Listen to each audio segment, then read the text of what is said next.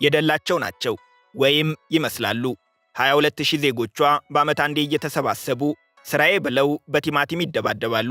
ነገሩ ሲጀመር የምር ነበር። እንደ አውሮፓውያን አቆጣጠር በ1945 ሁለት ገበሬዎቿ ይጣላሉ። በእጃቸው የሚገኘው የማጥቂያ መሳሪያ ቲማቲም ነበርና ይፈነካከቱበት ያዙ። ወይም ቲማቲሙን አንዳቸው ባንዳቸው ላይ ፈነከቱት። ነገሩ ከድብድብ ይልቅ ጨዋታ የመሰላቸው በዙሪያቸው የሚገኙ ተመልካቾች ከመገላገል ይልቅ ድብድቡን ተቀላቀሉ። እናም ይኸው ላለፉት 80 ዓመታት ዓመቱን ጠብቆ የነሐሴ ወር በገባ በመጨረሻው ሮብ የሚካሄድ ቱሪስቶች በፍቅር የሚጎበኙት ፌስቲቫል ሆነ። መዋደዳችን አልጎበኛለን። እኛም ጸብን ለቱሪዝም ካዋሉት ሕዝቦች ልምድ ለመቅሰም መጥተናል። ብቻችንን ግን አይደለንም። 94 ሚሊዮን የዓለም ዜጎች ያጅቡናል። በዓመት የምታስተናግዳቸው ቱሪስቶች ቁጥር ነው። ጎብኚዎቿ ከነዋሪዎቿ በእጥፍ ይበልጣሉ። ይህም ብዙ ጎብኚ በማስተናገድ በዓለም ሁለተኛ ደረጃ ላይ አስቀምጧታል። ባህል ወጎቿ ሁሉ ሰው ይሸታሉ።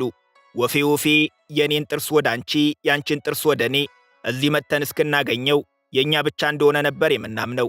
በእርግጥ እዚህ የወለቀ ጥርስ የምትለቅመው ወፌ ሳትሆን ኤልራቶንሲቶ ፔሬዝ ትባላለች። በምላሹ ለልጆችዬ ቆንጆ ጥርስ ሳይሆን ቆንጆ ስጦታዎችን ጀባ ትላቸዋለች። ስጦታው የሁላችንም ናፍቆት የሆነውን ብርን ይጨምራል። ከሕፃናቱ የሚጠበቀው የወለቀባቸውን ጥርስ ትራስ ስር ደብቀው ለጋሷ ንግሥት እስክትመጣ ተኝተው መጠበቅ ነው።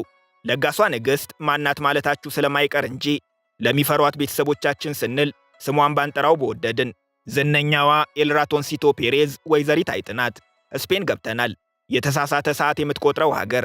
የስፔን ነዋሪ ሆነው የሰዓት አቆጣጠሯ ከጎረቤት አገር ጋር አልገጥም ብሎት 11 ሰዓት ላይ 12 ሰዓት እየሆነቦት ተቸግረው ከነበር ብቻውን አይደሉም። ጥፋቱ የፍራንሲስኮ ፍራንኮ እንጂ ከእርሶ ጋር አይገናኝም።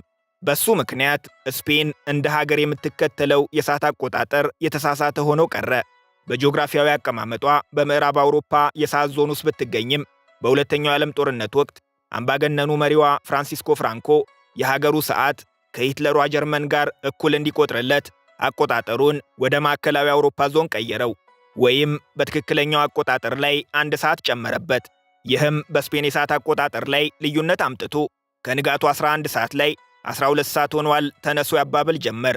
ስፔናውያን በየጊዜው የተሳሳተ የሰዓት አቆጣጠራቸውን ሊያስተካክሉ ቢዝቱም ቢያንስ እስከ ዛሬ አልሰመረላቸውም።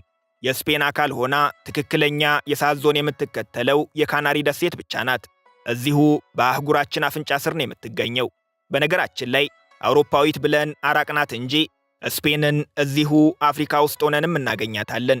የሜዲትራኒያን ባህር ተሻግራ ከሰሜን አፍሪካዊቷ አገር ሞሮኮ 31 ስኩዌር ኪሎ ሜትር መሬት ሸርፋ ከተሞች ገንብታ የመሬት ድንበር የምትጋራን ብቸኛዋ አውሮፓዊት አገር ናት። ሴውታና ሜሊያ ከተሞቿን ጨምሮ የካናሪ ደሴት በጂኦግራፊ የአፍሪካ ንብረትነታቸው ግን የአውሮፓዊቷ ስፔን ናቸው። ያም ሆኖ ድሃነንና መሬታችን እንጂ ጉርብትናችን አይፈለግም። ተፈልጎ በነበር ገና ድሮ የ13 ኪሎ ሜትር ድልድይ ተገንብቶ አፍሪካና አውሮፓ በመኪና መንገድ በተገናኙ ከአዲስ አበባ የተነሳ ባስ ሰበታ ሳይደርስ ከሞሮኮ የተነሳው አውሮፓ በገባ ነበር። በእርግጥ የመንገዱ አለመኖር አፍሪካውያንን ባህር ከማቋረጥ አላገደንም። ሞሮኮውያን ስደተኞች በአውሮፓ ሀገራት መብዛታቸው አስገርሞት ከነበር ዋናው መልስ ይሄ ነው። ሌሎች አፍሪካውያን ለወራት የሚኳትኑለት የአውሮፓ ጉዞ ከሞሮኮ ማዶ ለማዶ ነው።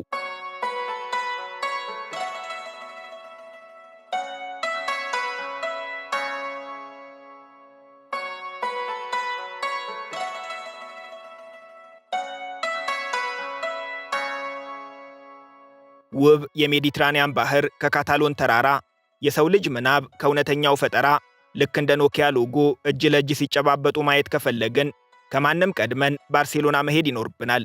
ባርሴሎና ሲባል ቀድሞ ትዝ የሚሉት እግር ኳስ ከሆነ እሰየው። ከተማዋ ለእግር ኳስ የዋለችውን ውለታ አልረሳውም። በዮሃን ክሩይፍ አስጀምራ በጥበበኛው ሮናልዲኒዮ በምህታተኛው ሊዮ በኩል ዓለምን ስታፈዝ አይተናል። እውነታው ግን ከእግር ኳስ በፊት ባርሴሎና ዓለምን ያፈዘዘችው በኪነ ሕንፃ ምታቷ ነበር።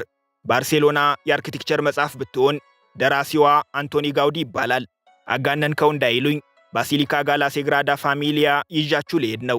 የኪነ ሕንፃ አድናቂ የምህንድስና ወዳጅ ከሆኑ ይህንን በማድረጌ ይወዱኛል። አሁን የምወስዶት ስፍራ ለጥበብ አፍቃሪዎች ቤተ መቅደሳቸው ነው።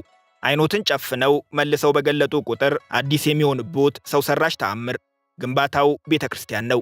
በእርግጥ ከመደበኛው ቤተክርስቲያን ለየት ይላል። በካቶሊክ ሃይማኖት ባሲሊካ ይባላል። ግንባታው የተጀመረው እንደ አውሮፓውያን አቆጣጠር በ1882 ነው፣ ከዛሬ 140 ዓመታት በፊት። የሚያስደንቀው ግን ከ14 አስርት ዓመታት በኋላ ዛሬም ግንባታው አልተጠናቀቀም። ከሴግራዳ ፋሚሊያ ፋውንዴሽን በተገኘ መረጃ መሰረት የባሲሊካው ግንባታ እንደ አውሮፓውያን አቆጣጠር ከ2030 እስከ 2035 ባሉት ዓመታት ውስጥ ይጠናቀቃል ተብሎ ይገመታል። ከ5 እስከ 10 ዓመታት ይቀሩታል እንደማለት ነው። ዛሬ ላይ የግንባታው ሙሉ ወጪ የሚሸፈነው ከቱሪስቶች ከሚገኝ የትኬት ሽያጭ ነው። በ2024 ለምሳሌ 5 ሚሊዮን ዓለም አቀፍ ቱሪስቶች ጎብኝተውታል። ሴግራዳ ፋሚሊያ በዘመናዊ የኪነ ሕንፃ ጥበብ ታሪክ ውስጥ ረጅም ዓመታትን የፈጀው ግንባታ ሲሆን በስፔን በጎብኚዎች ብዛት ቁጥር 1 ደረጃ ላይ ይቀመጣል። ለ140 ዓመታት ትውልዶች እየተቀባበሉ የገነቡትን ይህንን ባሲሊካ ሳይጠናቀቅ አይተነዋልና ለልጅ ልጆቻችን ከምንነግራቸው ታሪኮች መካከል ይቀመጣል። አንቶኒ ጋውዲ ከዚህ ባሲሊካ በተጨማሪ በባርሴሎና ፓርክዌይ እና ካሳባቲዮ የተሰኙ ከ100 ዓመታት በኋላ ዛሬም የኪነ ሕንፃ ጠበብትን የሚያስደንቁ ግንባታዎች ፈጣሪ የሆነ ድንቅ አርክቴክት ነው። የጋውዲ ሥራዎች የሚመነጩት ከተፈጥሮ ነው። ከተፈጥሮ የማትመነጭ ጥበብ ከንቱ ናት የሚል ፍልስፍናም አለው። ካታሎናውያን የሚኮሩበት ልጃቸው ነው። የዛሬዋ ባርሴሎና የ2000 ዓመት ታሪክ አላት። ከክርስቶስ ልደት በፊት ነው የተቆረቆረችው። የእግዚአብሔርን ለእግዚአብሔር የቄሳርን ለቄሳር ከተባለላቸው ባንዱ በጁልየስ ቄሳር ዘመን የሮም መንግሥት አካል ነበረች። ያኔ ባርኪኖ ነበር ስሟ። ዛሬ የካታሎኖች ኩራት የሆነችውን ከተማ የቆረቆሯት የሮማ ወታደሮች ነበሩ። ዓለምን እየዞሩ በጠንካራ ክንዳቸው ግዛት እያስገበሩ ይቆዩና መዝናናት ሲያምራቸው ባርኪኖ ነበረች ምርጫቸው። ሙራያ ሮማና የሮማን ግድግዳ የያኔዋ ባርኪኖ ቅሪት ከሆኑ ግንባታዎች አንዱ ነው። የባርሴሎና ታሪክ የተቀየረው እንደ አውሮፓውያን አቆጣጠር ከ1992 በኋላ ነው። ወቅቱ ከዓለማችን ታላላቅ እውነቶች አንዱ የሆነውን ኦሎምፒክ ያስተናገደችበት ነበር። ከዚያ በፊት ዛሬ በምትታወቅበት ልክ የቱሪስቶች መዳረሻ አልነበረችም። ለኦሎምፒኩ እንግዶችን ለመቀበል ሲባል ግን አሸዋ ከግብፅ ተጭኖ እየመጣ የኢንዱስትሪ መንደር የነበሩ አካባቢዎቿ ቢሊዮን ዶላሮችን ወደምታጋብስባቸው ውብ የባህር ዳርቻነት ተቀየሩ። የባርሴሎና ኦሎምፒክ ለአገራችን ኢትዮጵያ በደራርቱ ቱሉ በኩል የ10,000 ሜትር ወርቅ ሲያስገኝ ለባርሴሎና ከተማ ደግሞ ዘመናዊ ማንነቷን ሰጥቷታል።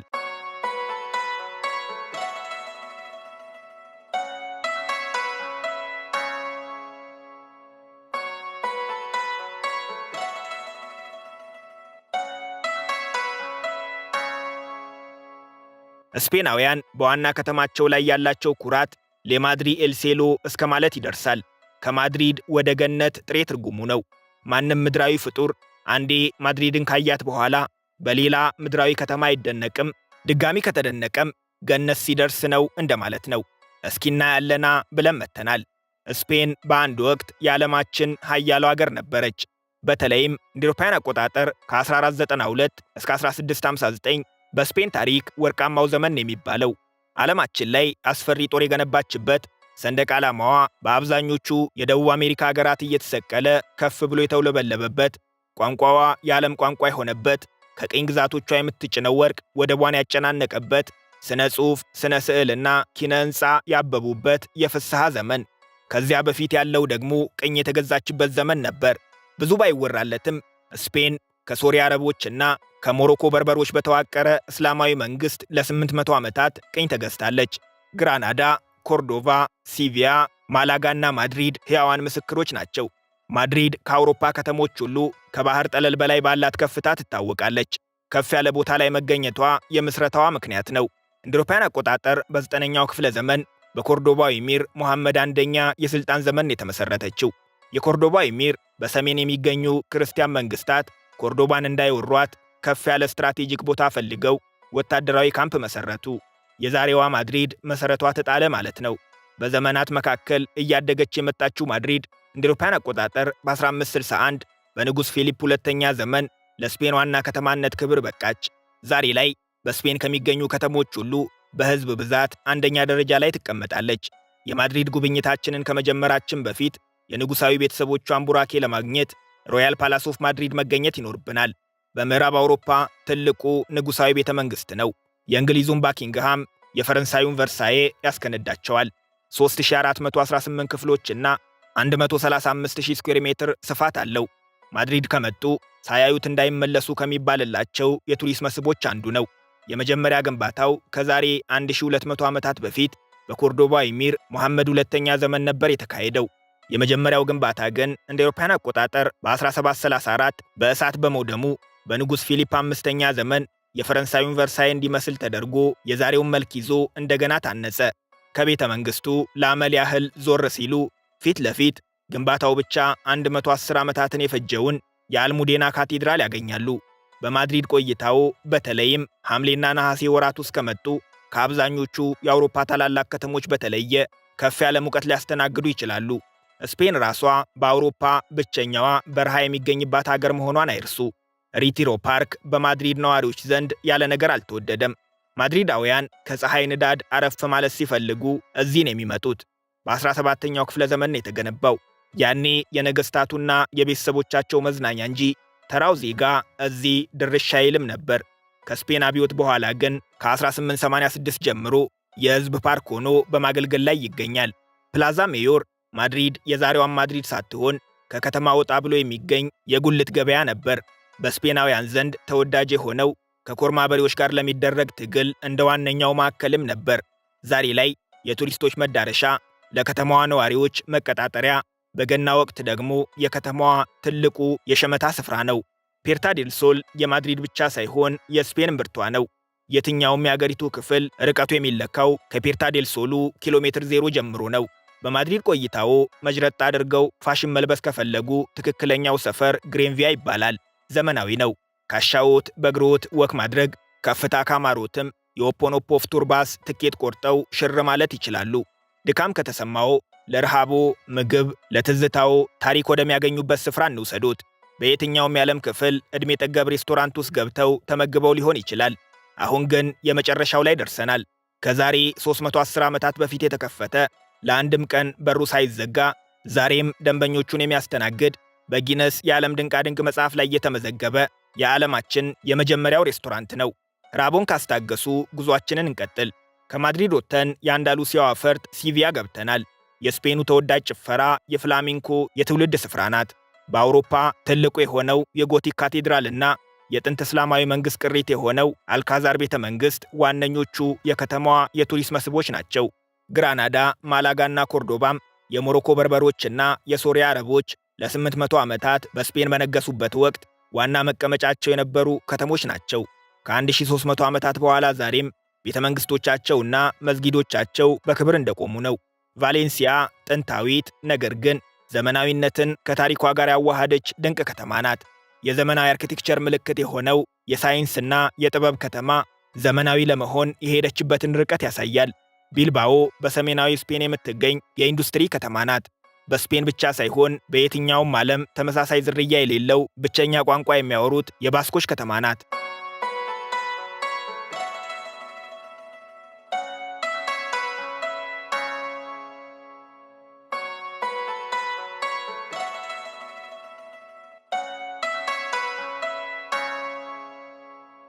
በሰሜን ምስራቅ ስፔን የሚገኙት መታወቂያቸው ስፔናውያን ናችሁ ቢላቸውም እነሱ ግን የልብ ምታቸው መፍጠን የሚጀምረው ካታሎን ሲባሉ ነው።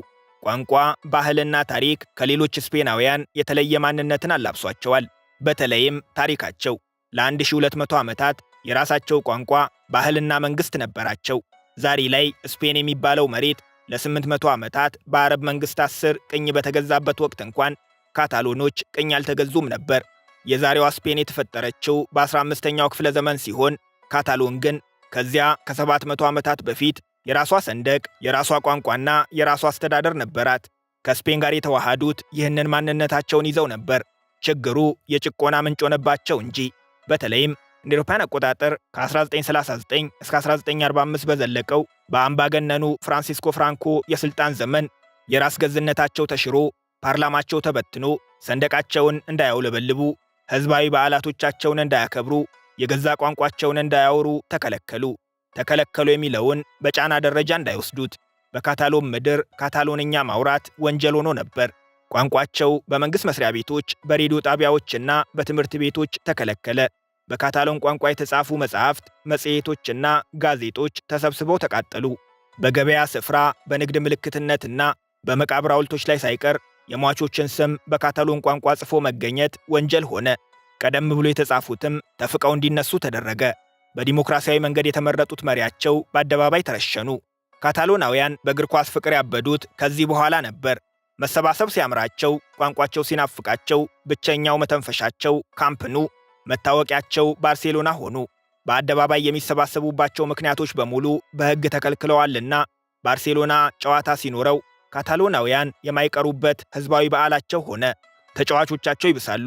የጨቋኙ መንግሥት ምልክት ያሉትን ሪያል ማድሪድን ሲያገኙ ኳሱን እየረሱ ራሱን ፍራንሲስኮ ፍራንኮን ያገኙት እየመሰላቸው ማሸነፍ እንጂ መሸነፍ ከበዳቸው። ጨዋታውን ማሸነፍ ለካታሎኖች በውጤታቸው ላይ ከሚደመረው 3 ነጥብ ጋር ግንኙነት የለውም። በድል ሲመለሱ ከሜዳ ውጭ የደረሰባቸውን በደል፣ ጭቆናና ፈና በአደባባይ ማሸነፍ እንደሚችሉ የሚያሳዩበት ተምሳሌታዊ መድረክ እንደሆነን የሚያምኑት። ከክለብም በላይ የሚለው የባርሴሎና መፈክር ስለሚያምር የመረጡት ሳይሆን ለብዙ አስርተ ዓመታት የኖሩት መራር ሕይወት መገለጫ በመሆኑ ነው። ስፔን ከአምባገነኑ ፍራንኮ አገዛዝ ስትላቀቅ ዳግም ለዲሞክራሲ ዓይኗን ገለጠች። የካታሎን ፓርላማ ተከፈተ። ሬዲዮዎች ካታሎንኛ ማውራት ጀመሩ። ተማሪዎች ሳይሳቀቁ በገዛ ቋንቋቸው ዘመሩ። ባለቀይና ቢጫው የካታሎን ሰንደቅ ሲኔራ ከፍ ብሎ ተውለበለበ። ካታሎናውያን ዛሬ ላይ ከሀገራቸው ኢኮኖሚ 20 ከመቶውን ያመነጫሉ። በዚህም ደስተኞች አይደሉም። ያለንን ሁሉ እየወሰዱ ማድሪድን ይገነባሉ። ሀብታችንን እንጂ እኛን አይፈልጉንም። ማንነታችንን አይቀበሉም። ችለውን እንጂ አክብረውን አያውቁም ይላሉ። ማድሪዳውያን ደግሞ ይህ ያበሳጫቸዋል። አሁንስ አበዙት ነው የሚሉት። ራስ ገዝ ናቸው። ራሳቸውን በራሳቸው የሚያስተዳድሩ፣ ፓርላማ የራሳቸው፣ ፍርድ ቤቱ የራሳቸው፣ ፖሊስ የራሳቸው፣ በገዛ ቋንቋቸው እያወሩ፣ በቋንቋቸው እየተማሩ፣ በቋንቋቸው እየተዳኙ ከዚህ በላይ ምንድነው የሚፈልጉት ይሏቸዋል። ይህ ሁለት ጽንፍ ላይ የሚገኝ አስተሳሰብ ቶሎ የሚታረቅ አይመስልም። ከፍራንኮ ውድቀት በኋላ ካታሎኖች በስፔናዊነታቸው አምነው በሰላም ይኖሩ ነበር። ሆኖም በ2010 የስፔን የሕገ መንግሥት ፍርድ ቤት ካታሎን ተሰጥቷት የነበረውን የራስ ገዝነት ሥልጣን የሚሸረሽር ማሻሻያ አደረገ። ይህ ደግሞ በብዙ ካታሎኖች ዘንድ እንደ ክህደት ተቆጠረ። እናም በ2017 ካታሎናውያን እንገንጠል ለማለት ሕዝበ ውሳኔ አደረጉ። በግዛት ደረጃ ለተደረገው ሕዝበ ውሳኔ ስፔን ዕውቅና አልሰጠችም። የሕዝበ ውሳኔው ቀንም ፖሊስ ልካ ሕዝበ ውሳኔውን በኃይል ለማስቆም ሞከረች። ይህም ብጥብጥ ቀስቅሶ ከፍተኛ ቀውስ አስነሳ። በዕለቱ 2.2 ሚሊዮን ካታሎናውያን ድምፅ ሰጥተው 90 ከመቶ የሚሆኑት ነፃነትን በመምረጣቸው የካታሎን ፓርላማ ነፃ አገርነትን አወጀ። ይሄኔ የስፔን መንግሥት ጣልቃ ገባ። የካታሎንን ራስ ገዝ አስተዳደር አፍርሶ ሙሉ ካታሎንን በፌዴራሉ መንግሥት ቁጥጥር ስር አደረገ።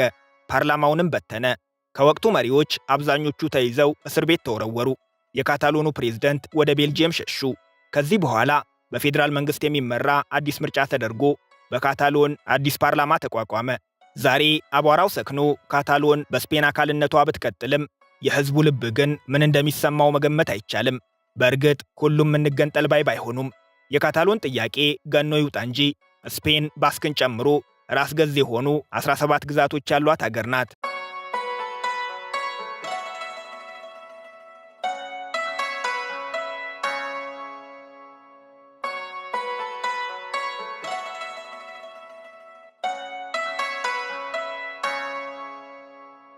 ስፔን የባቡር አገር ናት። ፈጣን የባቡር መስመር በመገንባትም በርዝመት በአውሮፓ ቁጥር 1 በዓለም ደግሞ ቻይናን ተከትላ ከጃፓንም ቀድማ ሁለተኛ ደረጃ ላይ ትቀመጣለች። በሕዝብ ብዛት ከጃፓን በ3 እጥፍ እንደምታንስ ልብ ይሏል። ያላቸው ፈጣን የባቡር መስመር ለዜጎቻቸው በነፍስ ወከፍ ሲከፋፈል ደግሞ ከቻይናም ቀድማ አንደኛ ደረጃ ላይ ትቀመጣለች። ቻይና ለ1.3 ቢሊዮን ዜጎቿ 48000 ኪሎ ሜትር መስመር ሲኖራት ስፔን ለ48 ሚሊዮን ዜጎቿ 4000 ኪሎ ሜትር የፈጣን ባቡር መስመር አላት። ይህ ግን በስፔናውያን ቁርጠኝነት ባይሆን በፍጹም የሚሳካ አልነበረም። የስፔን መልክዓ ምድራዊ አቀማመጥ ተራራና ቋጥኝ የሚበዛው እንኳንና የፈጣን ባቡር መስመርን ያህል ግዙፍ ግንባታ መደበኛ የመኪና መንገድ ለመገንባትም አመቺ አይደለም።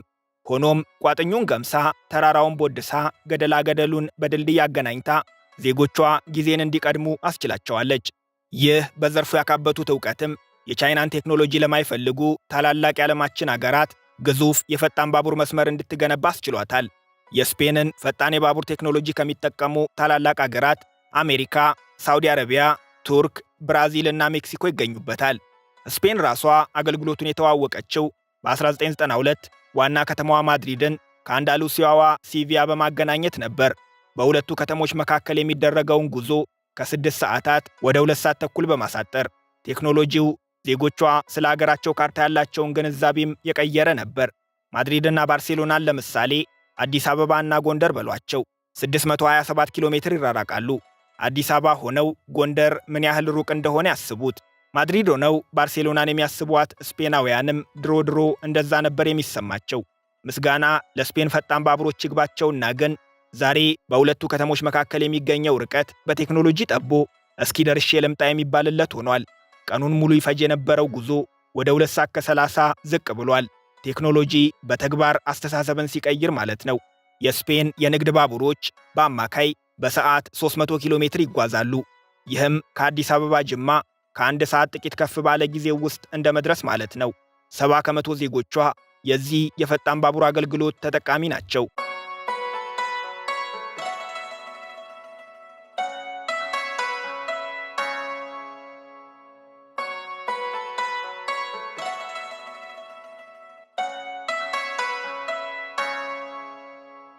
የዛሬ ጉብኝታችንን በዚሁ አበቃን። አብራችሁን ስለቆያችሁ እናመሰግናለን።